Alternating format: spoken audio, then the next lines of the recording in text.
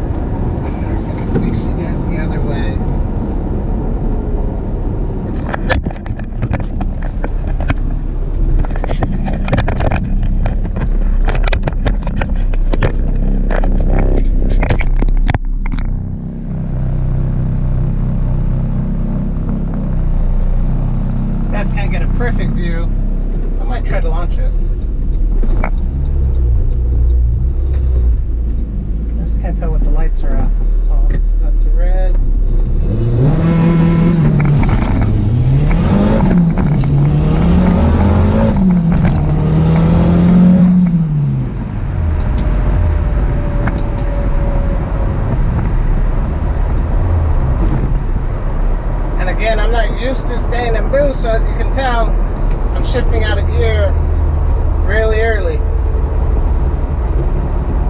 Car feels great. I don't know how much you guys can see, a decent amount, but if you guys notice from my other videos, that's a big difference between my shifting. So Friday at the track, we'll see how it goes. You guys saw me use my hydraulic handbrake, kinda. Yeah, you guys can kind of see that.